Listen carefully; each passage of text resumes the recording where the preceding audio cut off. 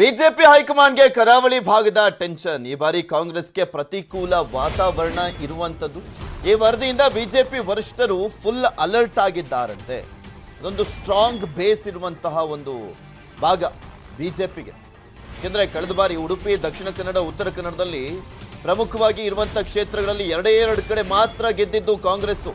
ಒಂದು ಹಳಿಯಾಳ ಮತ್ತೆ ಉಳ್ಳಾಲದಲ್ಲಿ ಯುಟಿ ಖಾದರ್ ಅವರು ಮತ್ತೆ ಆರ್.ವಿ. ದೇಶಪಾಂಡೆ ಅವರು ಇಬ್ಬರೇ ಗೆದ್ದಿದ್ದು. ಈ ಬಾರಿ ಹೆಚ್ಚಿನ ಸ್ಥಾನಗಳನ್ನು ಗೆಲ್ಲುವಂತ ನಿರೀಕ್ಷೆ ಇಟ್ಕೊಂಡಿದೆ ಕಾಂಗ್ರೆಸ್.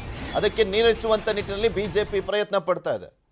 ಇದ್ರ ಬಗ್ಗೆ ಇನ್ನಷ್ಟು ಮಾಹಿತಿಯನ್ನ ನೀಡ್ತಾರೆ ನಮ್ಮ ಪ್ರತಿನಿಧಿ, ಪೊಲಿಟಿಕಲ್ ಬ್ಯೂರೋ ಮುಖ್ಯಸ್ಥರಾಗಿರುವಂತಹ ಚಿದಾನ್ ಪಟೇಲ್ ನಮ್ಮ ಜೊತೆ ನೇರ ಸಂಪರ್ಕದಲ್ಲಿ ಜಾಯಿನ್ ಆಗ್ತಿದ್ದಾರೆ. ಚಿದಾನ್ ಪಟೇಲ್, ಒಂದೊಂದು ಸ್ಥಾನನೂ ಕೂಡ ತುಂಬಾ ಇಂಪಾರ್ಟೆಂಟ್ ಆಗಿದೆ ಬಿಜೆಪಿಗೆ. ಅಂಥದ್ರಲ್ಲೂ ಕರಾವಳಿ ಭಾಗದಲ್ಲಿ ಕಳೆದ ಬಾರಿ ಅಂತಾನೆ ಈ ಬಾರಿನೂ ಕೂಡ ದಿಗ್ವಿಜಯವನ್ನ ಸಾಧಿಸುವಂತ ನಿಟ್ಟಿನಲ್ಲಿ ಸಾಕಷ್ಟು ಪ್ರಯತ್ನ ಪಡ್ತಾ ಇರುವಂತ ಸಂದರ್ಭದಲ್ಲಿ ಕಾಂಗ್ರೆಸ್ಗೆ ಪ್ಲಸ್ ಪಾಯಿಂಟ್ ಆಗುವಂತ ಚಾನ್ಸಸ್ ಇದೆಯಲ್ಲ, ಹೇಗೆ ಬ್ಯಾಲೆನ್ಸ್ ಮಾಡ್ಲಿಕ್ಕೆ ಮುಂದಾಗಿದೆ ಬಿಜೆಪಿ ಅಂತ?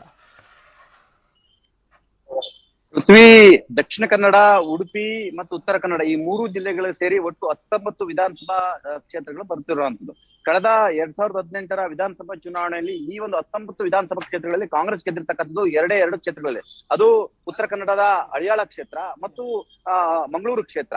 ಆದ್ರೆ ಉಡುಪಿಯಲ್ಲಿ ಒಂದೇ ಒಂದು ಕ್ಷೇತ್ರ ಕೂಡ ಗೆಲ್ಲಕ್ಕೆ ಸಾಧ್ಯ ಆಗಿರ್ಲಿಲ್ಲ ಕಾಂಗ್ರೆಸ್ ಪಕ್ಷಕ್ಕೆ. ಆದ್ರೆ ಈ ಬಾರಿ ಪ್ರತಿಕೂಲ ವಾತಾವರಣ ಕಾಂಗ್ರೆಸ್ ಇದೆ ಅನ್ನೋ ಒಂದು ರಿಪೋರ್ಟ್ ಇರ್ತಕ್ಕಂಥದ್ದು. ದಕ್ಷಿಣ ಕನ್ನಡ ಮತ್ತು ಉಡುಪಿ ಜಿಲ್ಲೆಗಳಲ್ಲಿ ಕನಿಷ್ಠ 2 ಸ್ಥಾನಗಳನ್ನು ಅವರು ಗೆಲ್ತಾರೆ. ಜೊತೆಗೆ ಉತ್ತರ ಕನ್ನಡದಲ್ಲಿ ಕೂಡ ಮತ್ತೆ ಎಕ್ಸ್ಟ್ರಾ ಒಂದು ಸ್ಥಾನಗಳನ್ನ ಗೆಲ್ತಾರೆ.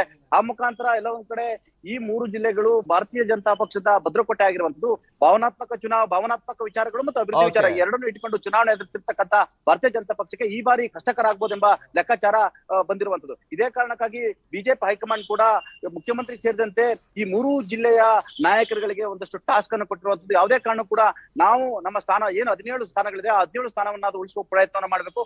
ಒಂದು ವೇಳೆ ಸೋಲೋ ಕ್ಷೇತ್ರಗಳಿಂತ ಇದ್ರೆ ಅಂತವ್ರನ್ನ ಅಭ್ಯರ್ಥಿಗಳನ್ನ ಬದಲಾಯಿಸ್ತೀವಿ. ಜೊತೆಗೆ ಅಲ್ಲಿ ಗೆಲ್ಲುವ ಅಭ್ಯರ್ಥಿಗಳಿದ್ರೆ ಅವ್ರು ಅಂತವ್ರಿಗೆ ಟಿಕೆಟ್ ಅನ್ನು ಕೊಡ್ತೀವಿ. ಯುವ ಮುಖ ಮತ್ತು ಉತ್ಸಾಹಿ ಯುವಕರಿಗೆ ಟಿಕೆಟ್ ಅನ್ನ ಕೊಡ್ತೀವಿ. ಆದ್ರೆ ನಾವು ಉಡುಪಿಯಲ್ಲಿ ಒಂದೇ ಒಂದು ಸ್ಥಾನವನ್ನು ಕೂಡ ಕಾಂಗ್ರೆಸ್ ಗೆದ್ದಿಲ್ಲ. ಆದ್ರೆ ಈ ಬಾರಿ ಕೂಡ ಅಲ್ಲಿ ಕಾಂಗ್ರೆಸ್ ಮತ್ತೆ ಗೆಲ್ಲಬಾರದು. ಮತ್ತು ದಕ್ಷಿಣ ಕನ್ನಡ ಜಿಲ್ಲೆಯಲ್ಲೂ ಕೂಡ ಕೇವಲ ಒಂದು ಸ್ಥಾನಕ್ಕೆ ಮಾತ್ರ ತೃಪ್ತಿ ಆಗಿರುವಂತದ್ದು. ಅಲ್ಲೂ ಕೂಡ ಇರ್ತಕ್ಕಂಥ ಸ್ಥಾನಗಳಲ್ಲಿ ಒಂದು ಕೂಡ ಎಕ್ಸ್ಟ್ರಾ ಆಗಬಾರ್ದು. ಉತ್ತರ ಕನ್ನಡದಲ್ಲಿ ಹಳಿಯಾಳ ಬಿಟ್ಟು ಯಾವ ಕ್ಷೇತ್ರಗಳು ಕೂಡ ಕಾಂಗ್ರೆಸ್ ಬಿಜೆಪಿ ಗೆಲ್ಲಕ್ಕೆ ಅವಕಾಶವನ್ನು ಇರಬೇಕು. ಹಾಗಾಗಿ ಈ 19 ಕ್ಷೇತ್ರಗಳಲ್ಲಿ ಕನಿಷ್ಠ 17 ಕ್ಷೇತ್ರವನ್ನು ಉಳಿಸ್ಕೊಳ್ಬೇಕಂತ ಹೇಳಿ ಖಡಕ್ ಸೂಚನೆ ಕೊಟ್ಟಿರುವಂತದ್ದು. ಹಾಗಾಗಿ ಈ ಒಂದು ಮೂರು ಜಿಲ್ಲೆ ಬಿಜೆಪಿಯ ಭದ್ರಕೋಟೆ ಅಂತ ಇರ್ತಕ್ಕಂಥದ್ದು.